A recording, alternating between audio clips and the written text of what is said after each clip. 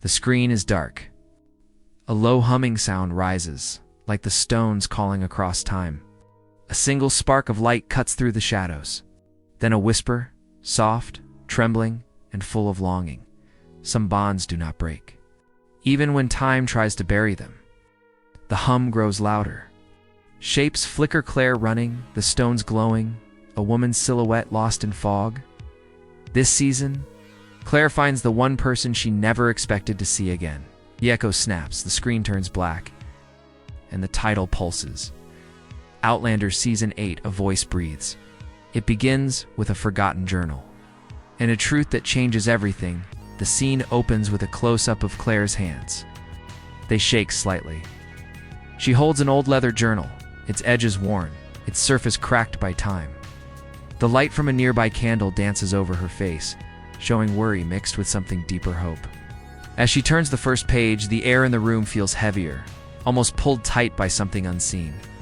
A faint whisper seems to drift around her, though no one else is there. Claire sits at the edge of her table, her breath steady but fast. She runs a finger across a small handwritten note tucked inside the covering, faded, paper stiff with age. Brianna steps into the room behind her, noticing the strange stillness. Her voice carries a cautious warmth as she asks, "Mom, what is that?" Claire doesn't answer at first. She lifts the note closer to the candlelight. The signature at the bottom is soft, delicate, and unmistakable. Claire finally speaks, her voice barely above a whisper. It's her name. My mother's. Brianna freezes. Shock sweeps over her face. This name had lived only in broken memories and distant stories. No records, no letters, nothing survived the years. And yet here it is, hidden in a journal that should not exist in this time. The camera slowly zooms in on Claire's eyes. A storm of questions fills them. How did this journal get here? Why now? And why does it feel like the pages were waiting for her?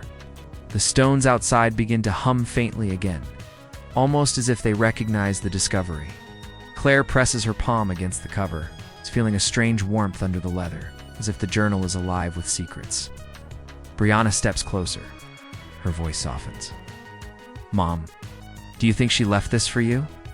Claire hesitates. The idea seems impossible. Yet something inside her, something old and aching, whispers that the answer might be yes. The candle flickers wildly, throwing long shadows across the room, shadows that seem to reach toward the journal like hands from another time. Claire closes the book, holding it tightly against her chest. She knows one thing for certain. Her life is about to change again. And this time, the journey will lead her not through war or loss, but into the heart of a mystery that has followed her since childhood. And so, the search for her long-lost mother begins. Morning light spills softly across the Fraser house, but the peace it brings does not reach Claire's mind. The journal lies open on the table, pages fluttering as if stirred by a breath of wind that no one can feel. Claire sits before it, studying each line with growing confusion. The handwriting is familiar, warm loops, clean curves. It feels like a voice she once knew, but cannot remember. She traces the ink with gentle fingers, as though touching a memory she never had the chance to keep. Roger enters quietly, sensing something unusual. Claire lifts her eyes wordlessly, handing him the journal. He flips through the pages, his brow tightening. "These markings? They're not just notes," he murmurs. "They're clues, patterns." He points to symbols scattered in the margin, circles, slants, small flourishes that look meaningless at first glance. But the more he stares, the more they draw him in, as if the symbols are guiding him somewhere. Claire watches him closely. "What do you see?" she asks, her voice thin with hope and caution. Roger takes a deep breath. Coordinates. Maybe directions, or a path someone wanted you to follow. His finger lands on one symbol that repeats again and again, like a heartbeat on the page. A swirl that resembles the ripple of water when a stone is dropped in. Claire remembers that shape. She saw it once carved into the stones near Craina Dun. A chill moves up her spine. Brianna joins them, curiosity shining in her eyes. She studies the symbols, her expression shifting between confusion and excitement. "It almost looks like she wanted you to find her," Bree says softly. as if she planned this long before you were even born. The idea hangs in the air like a spark, lighting a fire inside Claire. The thought is impossible, but also strangely comforting. Outside, a gust of wind sweeps across the land. For a moment, the sound resembles a woman's whisper, soft, distant, calling Claire's name. She freezes.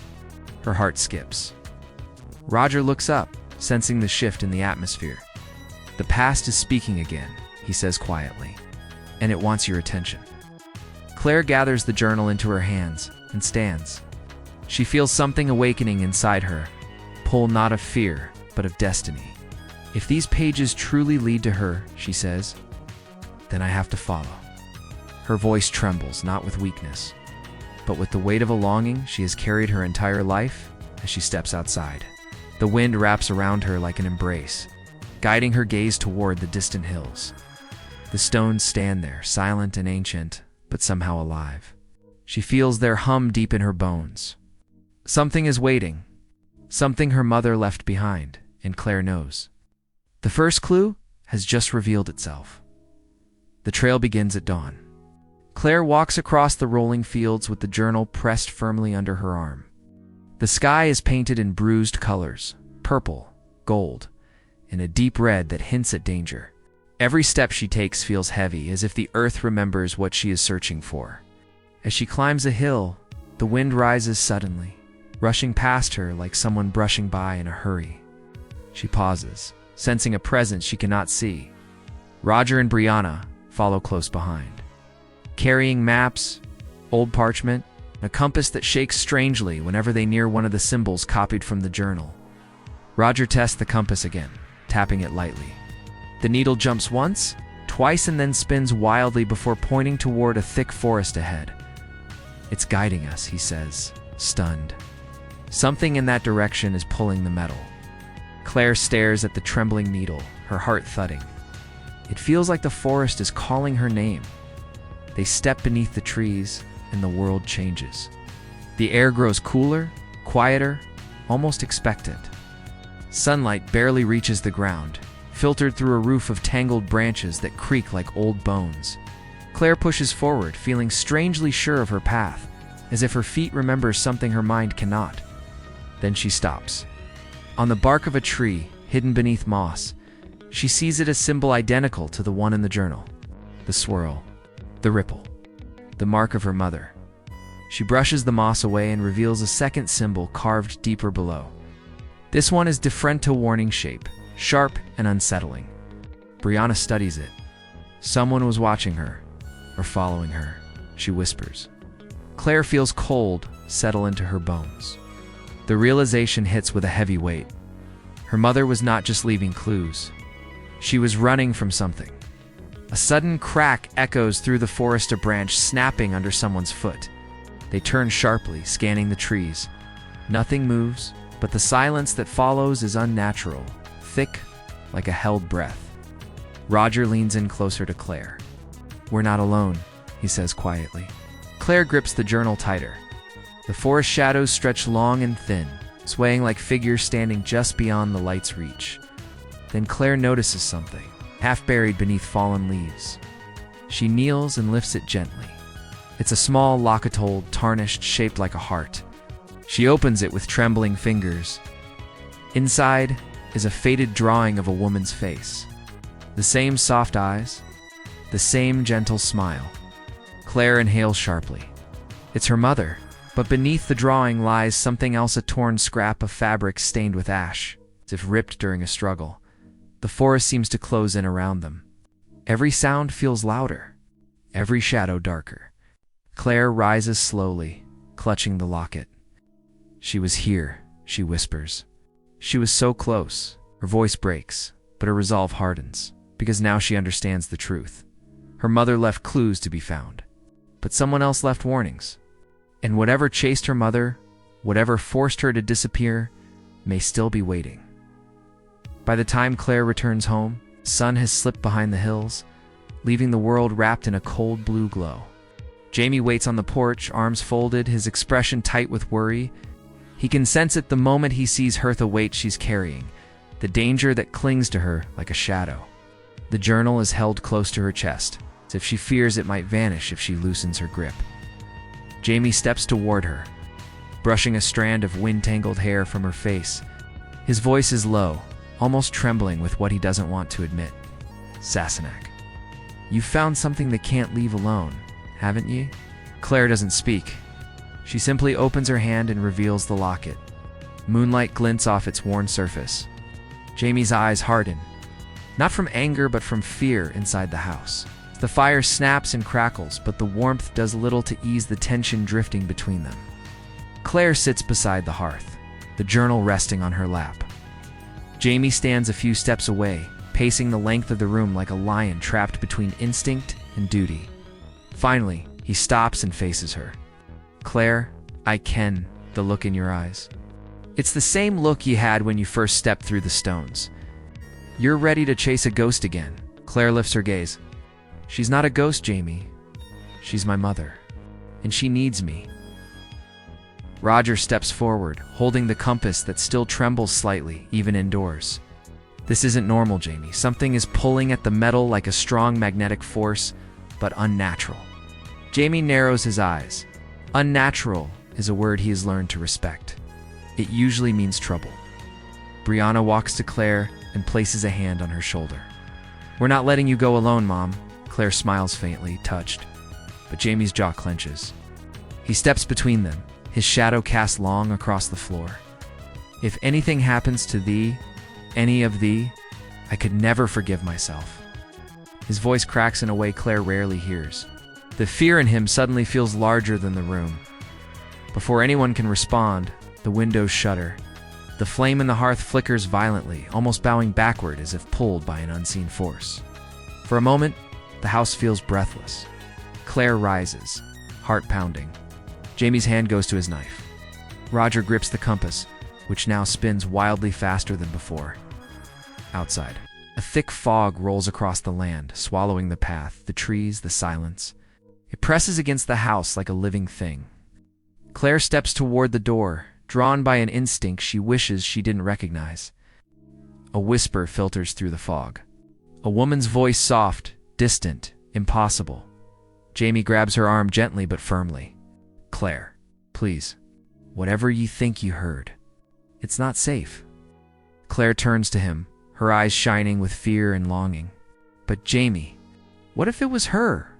He says nothing, because the truth terrifies them both. Something in the fog is calling Claire, and something else is watching.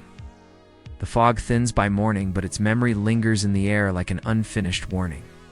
Claire follows the symbols from the journal deeper into the hills, guided by a pull she cannot explain. Each step feels heavier, as though she is walking into someone else's past.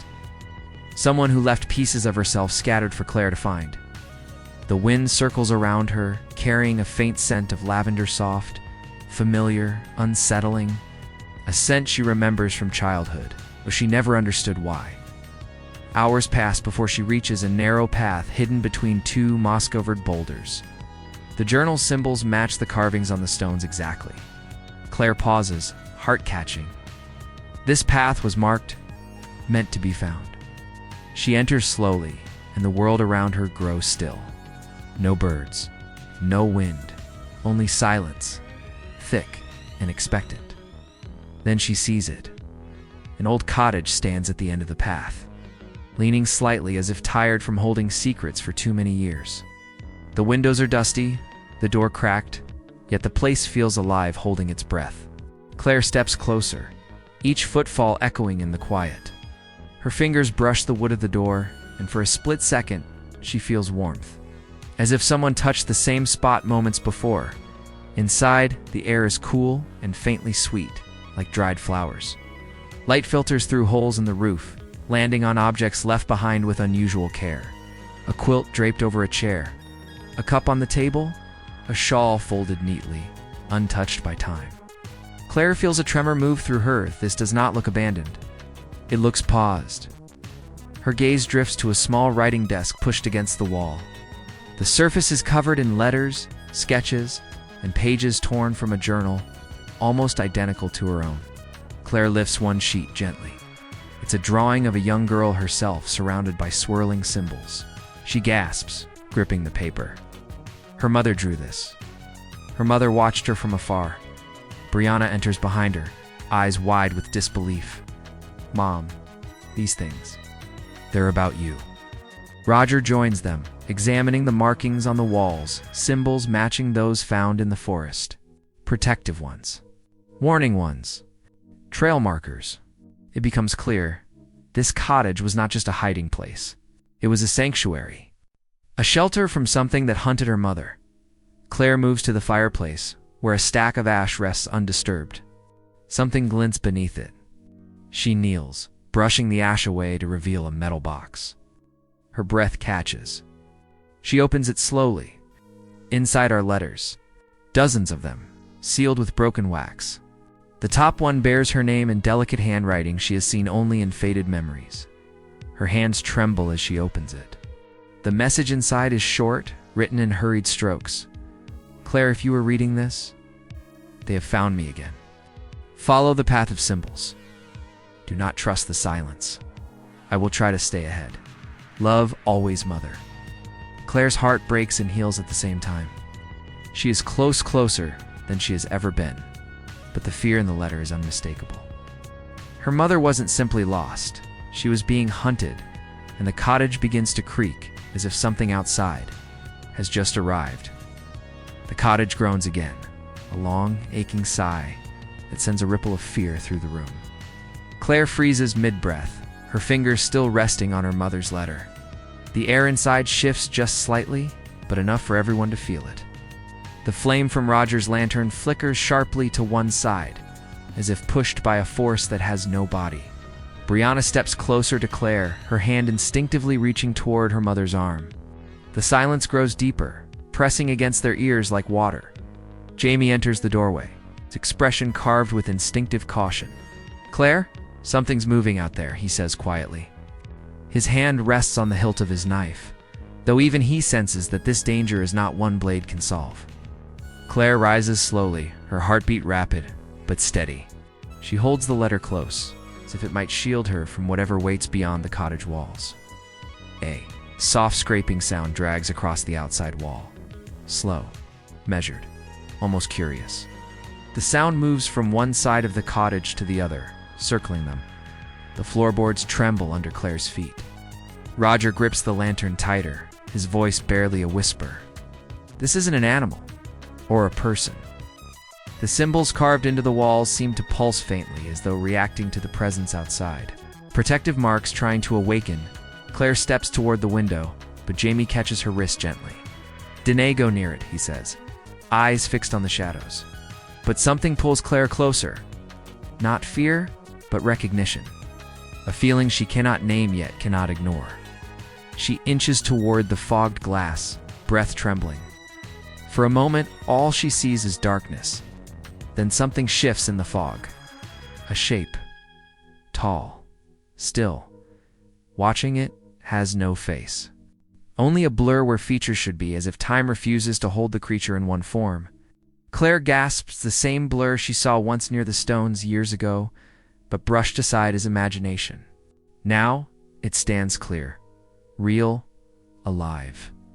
The fog curls around it like loyal hands. Brianna pulls Claire back from the window. Mom, that thing, whatever it is, it's been following her. Your mother. Claire's breath shatters a little. The creature moves again, slow and smooth, almost gliding. It approaches the door, and the wood creaks inward, not forced open, but drawn toward the shadow, as though the cottage itself recognizes the danger. Jamie steps forward. Placing himself between Claire and the door, his courage a fire that refuses to go out. But even he trembles.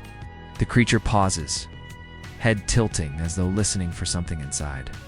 Then, without warning, the journal in Claire's hand begins to hum soft at first. Then stronger, vibrating with a strange warmth. The symbols inside glow faintly, pulsing like a heartbeat, answering another heartbeat outside. The creature reacts. It recoils sharply, the fog twisting with it, and then vanishes into the trees as if pulled backward by an invisible rope. Silence crashes back into the cottage. Claire clutches the journal to her chest, breath shaking. "It wasn't following us," she whispers. "It was following her. My mother." Jamie draws her close, though worry tightens every muscle in him. Brianna and Roger stare at the door, disbelief painted across their faces. Now they know the truth. Her mother wasn't just hiding from danger. She was hiding from something that doesn't belong to any time. Something that still knows Claire's name. The forest is silent again, but it's not a peaceful silence. It's the kind that comes after something ancient has passed through a silence that warns more than it calms. Claire steps outside the cottage, the journal pressed against her heart, the locket hanging loosely from her fingers. The fog drifts away in thin streaks, but it leaves behind a chill that settles deep in her bones. She walks forward slowly, as though afraid the ground itself might shift beneath her. Jamie moves beside her, always one step close enough to protect, yet far enough to let her lead. He knows this path belongs to her. Brianna and Roger follow behind, their eyes scanning the woods for any sign of the faceless creature. But the forest hides its secrets well as they reach the clearing. Claire feels it a hum in the earth, soft but steady, like a heartbeat beneath the soil. The same hum she heard the night before, and years ago, in the very first time she touched the standing stones. The symbols in the journal shimmer faintly, guiding her eyes toward a narrow ridge in the distance. The stones stand there, tall, silent, waiting there. Surfaces glow gently under the gray sky, shimmering with a strange blue light that pulses like breath. Claire steps toward them, unable to stop herself. The air thickens, charged with energy that swirls around her like invisible hands pushing her forward. Roger murmurs, "It's reacting to her." The stones, the journal, all of it. Brianna's voice trembles, "Mom, be careful," but Claire barely hears them. When she reaches the largest stone, the hum beneath her feet becomes a low roar, alive, powerful, ancient. She places her hand against the stone, and the world flickers for a moment. The sky ripples. The air warps. She feels time stretching thin around her, bending, folding. Then a whisper. Clear, close. Not an echo. Not a memory. A voice. Claire. She gasps, eyes widening. The voice is soft, gentle, trembling with love and pain. A voice she has not heard since she was a child, barely remembered, but never forgotten in her heart. "Claire, my sweet girl." Jamie reaches for her hand, but Claire steps forward, the stone pulling her. Her breath breaks. Her voice is barely a whisper. "Mother, is it you?" The stone glows brighter. The air trembles. A silhouette forms inside the light faint, shimmering, reaching out. A woman's shape, graceful and fragile, as though made of memory and light. Claire cries out softly, overwhelmed. "Please, let me see you." The figure moves closer, hands stretching toward Claire's. For one breath, their fingertips nearly touch. Then the light snaps. The silhouette vanishes. The hum dies. The forest collapses back into silence so deep it feels like the world has stopped breathing. Claire falls to her knees, tears catching in her lashes. Jamie drops beside her, holding her firmly. Brianna and Roger rush forward, fear and wonder tangled in their faces. Claire whispers shakily, "I saw her. She's alive. She's out there, trapped in time." Jamie holds her tighter, knowing this journey is far from over. The camera pulls back slowly. Rising above the stones, above the forest, above the fading fog, somewhere deep within the woods, the faceless creature stirs again, watching, waiting, knowing Claire is close to the truth. A final whisper echoes faintly, almost too soft to hear. "Find me, Claire." The screen cuts to black. Outlander Season 8 this time. The past comes for Claire.